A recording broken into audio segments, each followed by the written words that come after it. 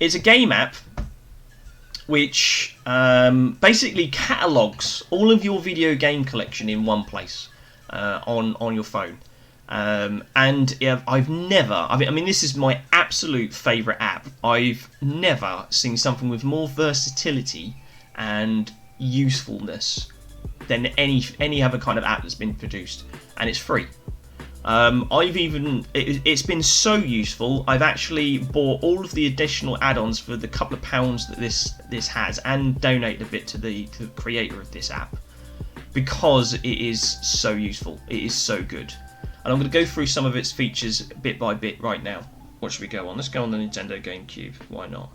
If I go into the Nintendo GameCube, it will list all the games that I own on the GameCube in a very attractive way. It's got loads of information on it as it goes. John thinks he needs this. You might do. You might use this. What else should we look at? Let's have a look at the PlayStation 4. So just wait for that to catch up. There you go. So it comes with all the art style for all the cases, everything that you can have and is available for it to have. Do you want to take a look at Xbox 360? But yeah, you got all your Xbox 360 stuff there as well, and it's just really handy to sort of have all your games in your collection. Because I am a massive game collector, I often go into places like CEX or car boot sales to sort of see what I can find. And sometimes I do, because if I haven't played a game, I sometimes don't clock whether I've actually still got it, because I haven't experienced it. It will be on the shelf and I'll forget about it, like me having it. So I'll use this to go in and go, have I got this game on the shelf? Is it there yet? Or another feature I'll show you later, what games I'm sort of missing from my collection. So they're kind of there. So adding a game to the app is dead simple. You see that there's a little plus at the bottom there that you can press, and it takes you to this screen, and you can search for any game that you want. So let's just put in Sonic,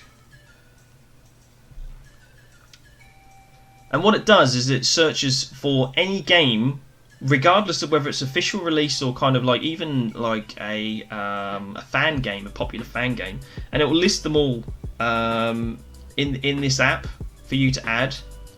And if you like, you're not quite sure if it is the game you're after, you can press the little symbol and it actually gives you more information about the game. So got there. Or, which I found particularly useful, is you can search via console.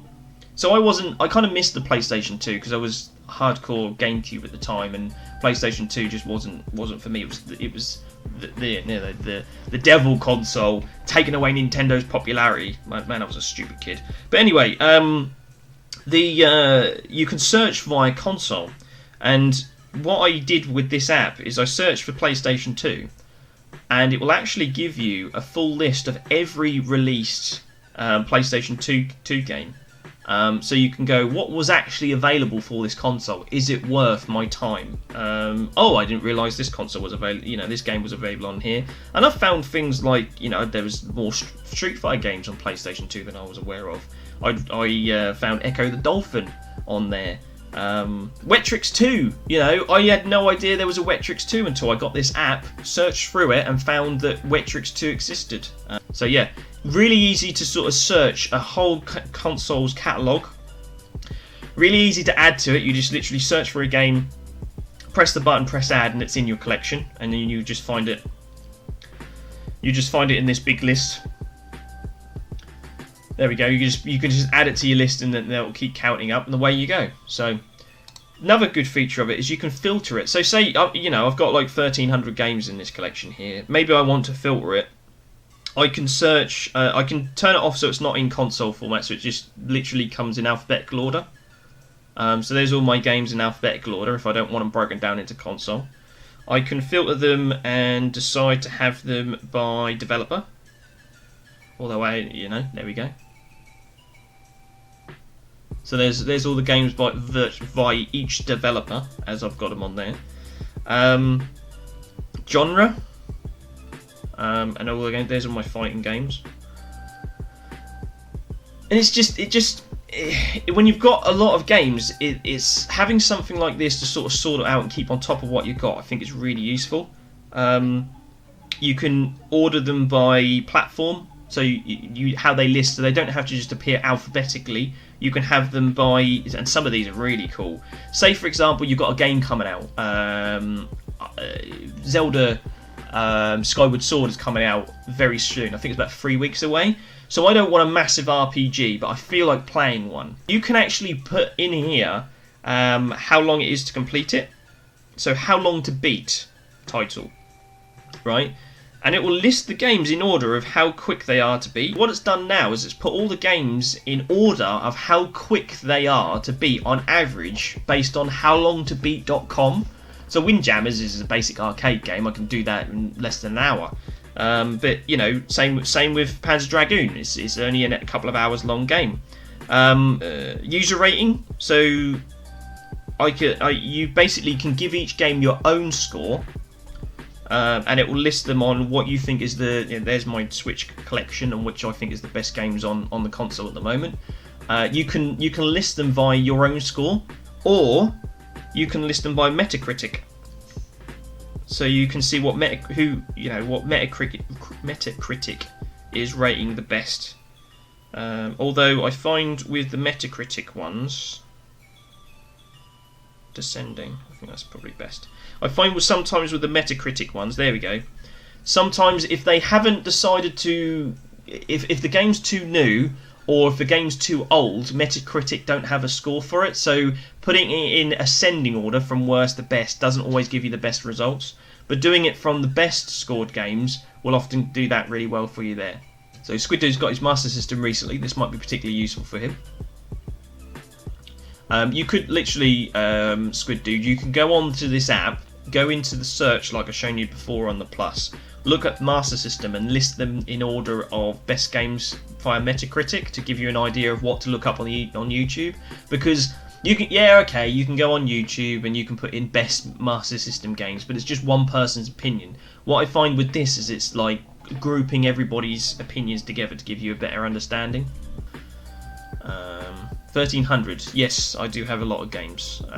I am very old as well, and I've been collecting games since I was about 4 years old. So, yeah. There's a story for another time, I think, Iconic. But it goes on. There's more that this app can do. So, not only can you filter it, you can also do labels. So, I've set up my own labels on here. Now, champion games are my favourite games of all time for console. If I bought a console and I had to say to somebody what would be the top 5 games that you'd have to buy, if it's got a champion sticker on my labels on this app, that would be the game that I would say you have to play for this console. So if I just turn that on in a moment, what that does, that will filter the 146 games that I've branded to be a champion game and worth your time. If we go over to the Nintendo GameCube, I've got 10 champion games on that, I've put the label on, and there's the list of games that I think are really good on the GameCube and still worth playing today for different reasons. You may even see me often on the OLL show quickly go over to this app and have a quick look, just, you know, on the slide to make sure I'm saying the right games. So watch out for me ducking my head and saying that. But I mean, that's just one label that I've got on here. I've also got, because I plan out my episodes for Pop Culture Pause Screen here, what games I want to do for character select, critical hit. If I have got some mates over, we want to play some fighting games. The Versus one on. So Versus is all the fighting games that I would play with my mates if they come over. And you could do this cool thing where it's like, okay, we always play Smash Brothers or we always play Street Fighter. What if we just let the app decide what fighting game we're playing tonight? I could put random game, and there you go. We are playing Turtles Tournament Fighters on the SNES. Awesome. Love doing that. Think it's a lot of fun. Again, something simple to have, and you don't just need to do it in labels. You can pick a random game on anything, but you can filter it first, pick a random game, and that can be the game you're playing when your mates are over. Although they have all these different possibilities of how you can list the games that are pre-built into the app, you still have the flexibility to create your own labels, to create your own filters through the label system, and and even games I want for Christmas. Look, I've got on here. You can just list them on there, and you don't lose anything, or can keep track of them all. So yeah, really cool with that. But there is more. This app, I love this app. You can also have a wish list. So I've got this is a separate list from the other one, which is 209 games that I want. So I've got a list on here of all the games that I'm tracking down. So games on the GameCube I haven't managed to get hold of yet, or I will be getting hold of, or I've got rid of and I want to get back. They're all there. Games on the, what should we go? Xbox 360. I've got a list in here. I've labelled them with Xmas because, Mum, if you're watching, this is the stuff I'll be sending you on my Christmas list to try and get hold of. Things that are coming on Xbox One that are coming up that I want to give a try. And the beauty of this is you don't have to wait for them to get updated, because it's linked to a website, like I can't remember what, that's not IGN, but something similar. So if they announce it at E3, as you can see from Xbox One here, if they announce it at E3, it's already on the app. Because as soon as someone puts it on the website, it kind of looks at the website and goes, I've just created a new entry onto my database, and it's got things like Replaced in Somerville, which was only announced at E3, and it was literally there an hour as soon as the game was announced. If I go to the Nintendo Switch, you've got Advance Wars was on there literally 10 minutes after it was announced at E3. All the Mario games that recently announced, they were just literally Metroid Dread. I literally put it on there and it appeared. So you can go straight to this app as soon as you hear about a game that you want, add it to your wish list the same way as you would add it to your main list, and it's all there. Fantastic. Love it. So when you actually click into a game, it gives you more stats and figures. And you can, it comes preloaded onto the database, like I said. So I haven't added any of this information, but it is all there. But if you feel that's not quite right, once you've downloaded it from the database by just pressing plus, it adds it to your own database on your device, and then you can change it. So if they change Metroid Dread, or if it's a different name, because this is based in America, if they have a different name for the game in America and it comes down here like Project Zero in this country is called Fatal Frame in America, but you prefer the Fatal Frame name when it comes into your collection, you can alter any of the fields. You're not slave to what the database tells you it is. So you can change any of the fields. I always disagree with the genres that they have. So I would say Metroid, I don't like multi-genres in the games I have, because that's just the way I am. So action adventure tends to be on everything, because that's just, I don't know if that's a genre, that's just, they slap that on every game that comes out. It's more of a platform game to me. So I'll change that, press apply, and now it's just labelled as a platform game. So you can completely change any of these stats and figures. If the database has not quite retrieved the cost of it correctly, so in this case here, obviously it's not released, so this is going to be 0, but it also tracks things like how much does it cost, and like average spending prices. It goes on things like Amazon and eBay, and it collects all the data that was saved, like the last auctions that games were saved from, because you can also check the value of your collection through this app, and it kind of collects all of that information in one place. You can go in there and actually change that as well. So if it's failed to pull the price from the latest auctions, or something's not quite right there, maybe it's too expensive, too cheap, you can go in and change the value of it, and change it from Great British pounds to dollars and all sorts. So yeah, values of games is all in there. Who developed it? Who made the game? How long it is to beat? Again, it pulls it from that website, how long to beat, and gives you a breakdown of how long it is to beat the main story. How long it is to do all the extras on the game if you wanted to 100% it, the speed run, so like what the current record is for a game, it will generally have it in here. Again, it's just an idea, you might need to tweak it, but it's still a great feature to have, and most of the time I found it's pretty good. Obviously Metacritic scores we talked about, how you've got it in your collection, maybe it's boxed, maybe it's just the cartridge, maybe you're missing the manual or whatever. It also comes with a description about the game, if you really wanted all that, like generally what's on the back of the box and that kind of stuff. So much that's on here. But the other coolest thing as well is you'll notice those symbols there, the Google symbol, YouTube, and everything else like that. If I just wanted to find out how much, let's look at the latest trailer for the game, I can press the YouTube button in there, and it will just take me to YouTube, and it would literally do a search for me on that game. So all the latest stuff on Metroid Dread, and what people are saying about it. So that's pretty cool. You can do Wikipedia searches, check prices on eBay by just clicking the eBay button, Google searches, the lot. And also, if you don't like the background image, maybe you don't traditionally like the cover art of a box, you can just go into the image, do a quick image search. Hopefully this is going to be alright. Good. I'm not going to go into this too much because it is literally a Google search, so God knows what will come up sometimes. But yeah, you can change it to any display you want. You know, so if you don't want it to be portrait, you'd rather have it like landscape, you could have that. If you want the box art, or if you like a poster or some other kind of game art that you want it to display on your device, you can choose it. Or if you really can't find it on Google and you've got a better image yourself, you can take a photo and you can load it into this app instead, and that can be its display. You can display it in different ways on your phone as well. So I like to have it all in little icons, but you can have it sort of side by side in one big list, or you can change it to small lists, so it just shows you labels more than anything else. Or you can have it in a big list where it's just more kind of prominent on the box artwork with all the details. So all the insides of what I've just shown you per game, you can display more of it or less of it if you want. What else have we got? Covers. And if you really don't like any of the words and you just want pictures, you can just have it like it's almost like on your shelf as it is, just have all the box art.